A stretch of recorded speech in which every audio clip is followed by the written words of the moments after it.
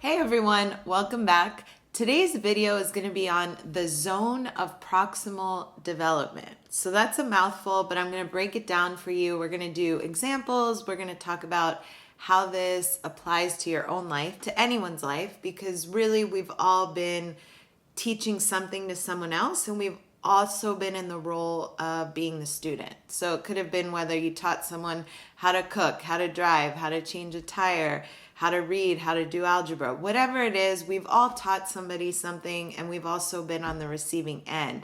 And one of the key concepts is about the zone of proximal development as it relates to learning. So if you're new to this channel, my name is Janice and you're watching Sharp Cookie. So on this channel, we really cover a lot of topics related to learning and problem solving. So if that's something you're interested in, please subscribe. I post new videos every week. Just to give you some context, I've been tutoring for many years. I'm also a coach as far as learning and development. And what I've come across is not only you have to know your content, you have to know how to express and teach and explain. And part of that is understanding the gap between what you know and where you want to bring your learner to. So I kind of think about it as a boat going between two shores. So you're on one shore, you have the understanding and knowledge in some area, and the learner is on this shore. And there's this big area of gap, or sometimes a very small area, and you want to bring that learner onto your shore to have the same understanding or close to the same understanding that you do on a particular topic. That space between where you are, where the learner is, and where you want to get them to, that's in a nutshell the zone of proximal development. We need to think as the teachers, as the coaches, as the parents, whatever role we take on, what is the minimum amount of intervention needed, again, to get your learner from point A to point B? Because we don't want to do everything for them if that's not necessary. So it might just need a little bit of intervention. For example, words of encouragement is a type of intervention. And that might be all that's needed to get a learner from point A to point B. So I'm always thinking about what is the least amount of intervention I can do so that the learner gains the level of understanding in whatever topic that I'm teaching. Now, this zone of proximal development relates specifically to what somebody can achieve with outside guidance. And I'll call this person teacher, coach, whatever word you want to use. But in any sort of scenario, there's the person that in that topic knows more than the other person, who I will call the learner. So this coach needs to think about, okay, how big is this gap between what needs to be known and what's not known, and how much guidance do I need to give in any particular situation? And you want to start with the least amount of guidance necessary. And if the learner isn't catching on, then you need to either explain it in a different way or add another level of guidance. So let's do an example. Okay, for example, I want to teach, actually, here's a real life example for you.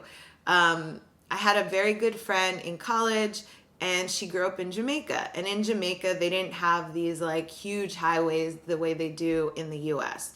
So she was just not used to highway driving. She had never done highway driving. And for a couple years, she completely avoided highways because she was at that age, I would say probably around 22, when most people in the US are sort of expected to know how to highway drive. But she had only lived in Jamaica and also in big cities where she used public transportation, and she just never did it. So I was put in that role of being her coach. I was the outside guide who wanted to teach her how to highway drive. And I'll have to say it was a bit for selfish reasons, because we were on a long road trip. And as we started going, I realized, oh wait, she's uncomfortable with highway driving, but 90% of this road trip is on the highway. So I'm going to have to teach her how to drive on the highway. So what I did was I first assessed how much she knew. Because she had already been driving for years, I knew that her level of knowledge was much greater than, say, a typical 16-year-old who has very limited knowledge in driving. So I thought about my learner and I was like, okay, the zone that we're dealing with is really small, okay? To take someone from driving for many years and just teach them, okay, instead of city roads, I'm now going to teach you highway roads, is a lot different than taking someone who's almost never driven before and just starting out. That would be a different example. So for her, I put her right in the driver's seat. I'm like, there's not much we need to do before she can experience it for herself. Now, some people where the zone is a lot bigger, there needs to be more explaining. You might need to do it yourself first and have them observe. But for her, again, the zone was so small. I got her in the, I pulled over and I was like, okay, we're switching seats. Get in the driver's seat. And then I would coach her verbally with verbal cues what to do and what to think about before she did it. We talked about how to switch lanes, how to know if you have enough space, what's safe, how to watch out for other drivers who may be seeing you or not seeing you, motorcycles, those types of things.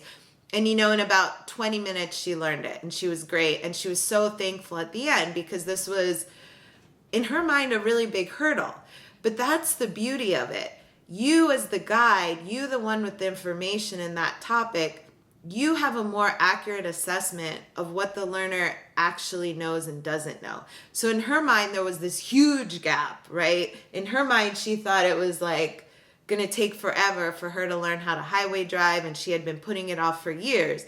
And in my mind, as the more experienced driver on US roads, I knew that the gap was very small. And I knew that with her experience, she was about 90% there and just mainly needed information and some verbal cues as she did it. All right, I'm going to give you one more analogy, and I want to go back to the boat analogy that I talked about before, taking someone from one shore to another. But let's take it literally. Let's say you're actually teaching someone how to row a boat from one shore to another. Now, again, you want to know your student, you want to know the learner. If you know that they're almost 90% there and they don't need much in terms of intervention, then don't do everything for them. That actually hurts them instead of helping them. Think about, okay, the zone of proximal development, what's going on here? They don't need a lot of interventions or guidance from me. So all I need to provide in this situation is words of encouragement. So you might say something like, oh, I've seen you do this before. I've seen you do tougher rivers than this. I know you can do it. And that's all they need a lot of times. And you've been a success. Now, sometimes people need more than that. So maybe you need to point out a few things verbally for them. Okay, watch out for those currents on the left shore, or, because of this situation in the river, you're going to have to go right and then make a hard left. So you're giving them some cues, but then mostly letting them do it on their own. And then the most extreme form of intervention, which sometimes is really necessary when the learner is very new to the topic that you're teaching, is you have to demonstrate it. So maybe you have to get into the boat and show them, okay, I'm going to take this route and then I'm going to do this route, and you're going to explain it to them before and after you actually demonstrate it. And then what you do is you get in the boat with them and you coach them through as they do it.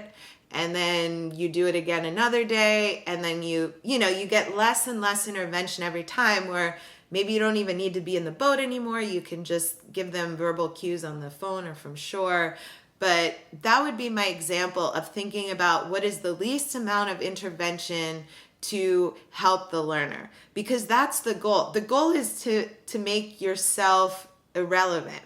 The goal is so that my friend can drive on the highway even when I'm not in the car with her. You want that person or child, or maybe your own child, to have total independence, to be able to cook a meal for themselves eventually, do their own laundry, all these sorts of things without your verbal cues, without your encouragement, without you even needing to be there. And that's the ultimate goal. Another term that you may have heard is called scaffolding. Now, scaffolding in Zone of Proximal Development it's a mouthful, often go together. And you can think of scaffolding just like you would like actual scaffolding that you're building. It's a support system. And when you no longer need it, it's not necessary. The real benefit of scaffolding is to think about it as a tool. And more specifically, what tools do you want to use for that particular learner? Because for anything that you're teaching, there's a whole lot of tools available. And think about, okay, what would be the best type of tool for my learner? And that learner may also have different learning styles, which I did a whole series on. So definitely watch those videos on learning style, because a lot of times the tool and the scaffolding and the ladder need to match up with not only where your learner is at, but you also have to think about how that learner learns best. This also means that you're constantly adjusting. As the learner gains more confidence and new understanding in the area that you're teaching, you're adjusting the scaffolding and the tools you're using appropriately to that learner. And the better you are at teaching, the more independent the learner becomes, and the faster they become more independent.